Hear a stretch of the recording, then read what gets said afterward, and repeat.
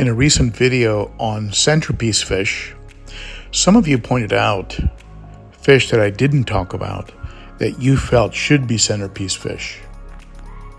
I agree with some of your comments, and I think some of the fish got neglected, and there are some fish in my tanks that don't get enough love or enough attention, but could be centerpiece fish. So let's take a look at what those are. Start off here by looking at the 55-gallon planted. You'll notice those new plants in the back corner, adding a little bit of red. Plants, just like fish, have to acclimate, and sometimes they melt back and lose some leaves, but these plants are holding up real nice in their new home. In this tank, believe it or not, the runners-up for centerpiece fish and the ones that should get more attention are actually the cleanup crew. And that includes these cories that I have, about 3 or 4 different cories in this aquarium, as well as some beautiful snails like this one here. I have just a ton of these pagoda snails, and it's amazing the different patterns that I'm seeing, especially when you consider that they all started with just one snail that I picked up a couple of years ago. So in the 55-gallon, what doesn't get enough love or attention, it's got to be the cleanup crew.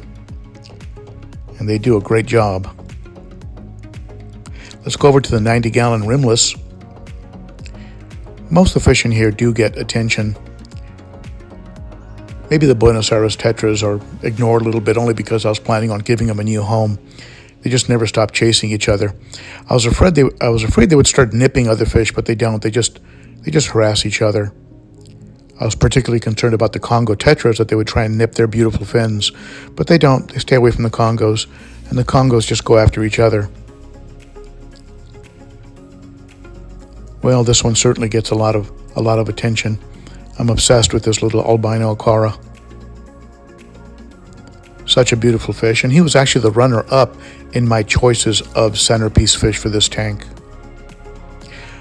I think when it comes to neglected fish, that AC Heckelei and the electric blue Ochart, those are the two that I think I would choose for this tank. This was the subdominant electric blue Ochart, the more aggressive and a little bit prettier, I must say. Electric blue Ochart went to the 210, where he's hanging with the big boys and actually thriving in the bigger 210-gallon tank.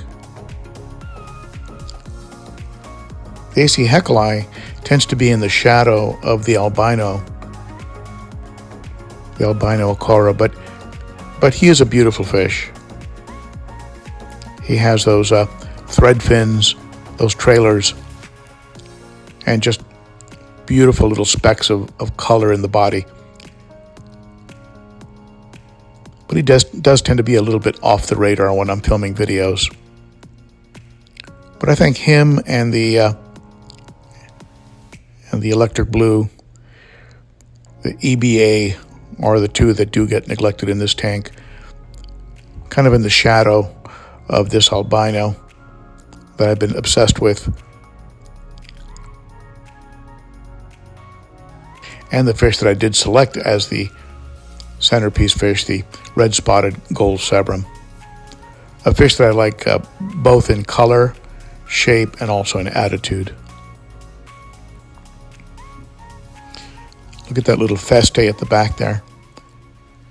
She's getting cuter every day. She had a period there where she was acting very aggressive, but she's sort of settled down, isn't really going after anybody, isn't nipping. Of course, that could change. She is a red tear.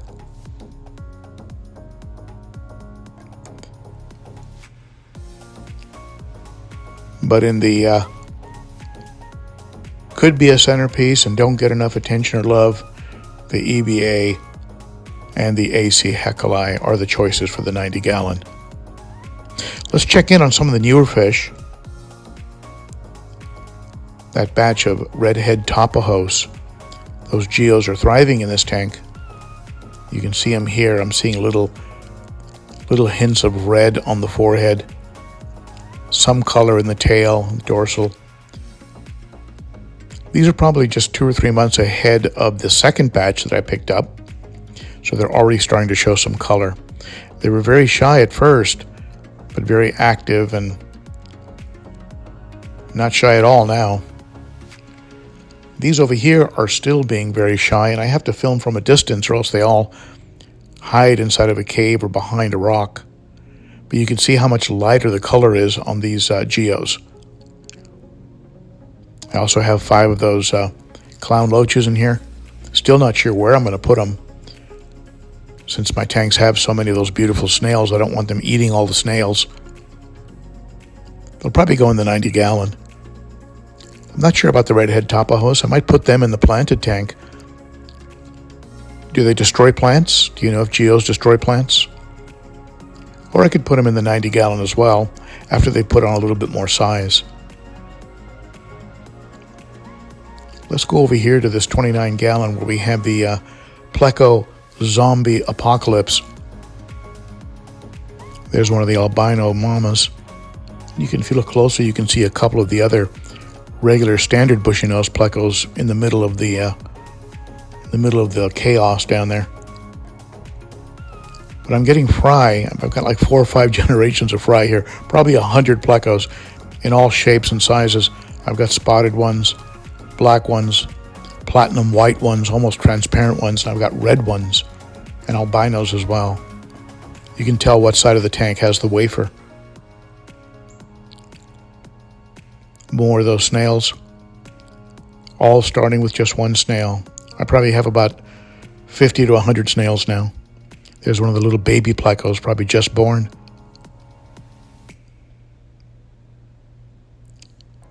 It's amazing. After I drop a wafer or maybe some pellets,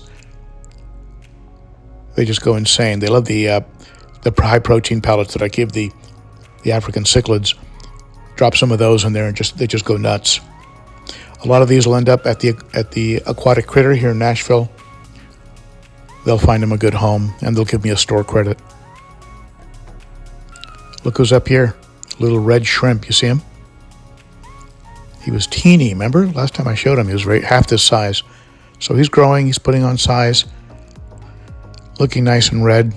Obviously finding plenty to eat in here. Likes to hang up here in the hornwort or on the filters. Let's jump over to the 300-gallon. This was the centerpiece fish, the Malawi trout. Just a torpedo of a fish that can get over 15 inches. There's my Buccochromis rhodesii yellow. Just a big fish. And that fire hap, beautiful fire hap. Just fed him. Seems like I'm always filming right after I feed him. So you're seeing a little bit of food flying around. Here's a deep water hap, one of my newer fish. From Andre Fritz, along with that little Fusco. But who doesn't get love in this tank and who doesn't get the attention they deserve? I think the Strigatus and the Venusus. I think those are the 2 fish in this tank that should get a little bit more camera time, and part of it is that they're shy. That Taiwan reef, just a beautiful fish. I've been trying out this feeder because I'm going away for a few days to my son's wedding, and been trying to dial this feeder in. Just been making a mess. These tanks are not really set up for that kind of feeder. There's that new big spot. I think that Malawi hawk, the Venusus, and the Strigatus, those are the 3 fish in this tank that I think deserve a little more camera time, but don't get it. Mostly because they're shy and they like to stay in the back corners and the shadows. Yeah, Fuscos are always camera hogs, even when they're babies. But this little guy has been he's sort of a little bit of a runt of a Venusus. Gets picked on a little bit, but a beautiful fish. Let's go over to the 210 American cichlid tank. Who doesn't get the love here? Well, maybe that red shoulder that you see there behind the albino. That's a beautiful fish. Seems to be doing okay in this tank, holding his own. You'll see what I mean in a second. Boy, that vieja sure has some beautiful colors on its body, doesn't he? That albino red tiger is just striking, as is the regular red tiger Oscar. And the geos seem to be thriving in this aquarium. They've even stopped picking on each other to some degree. They still chase each other. Maybe as they get older, they mellow out a little bit. And those silver dollars back there. Here's that dominant EBA, electric blue Ochart. He's so bright. He's got like a green blue going on with a orange fringe on the dorsal. There's the beautiful Salvini, who tends to be shy, tends to hang out in that back corner and wants to defend that back corner from anyone, not from the bigger fish like the Viva though, but definitely wants to keep the red shoulder out of there. But look at the red shoulder holding his own and standing up to the Salvini. Go figure. I'm proud of you, red shoulder. But in this tank, it's got to be the Cichlids. The Cichlids are beautiful, but they tend to hang back. They tend to really hang back in the shadows, and so as a result, they don't get a lot of camera time.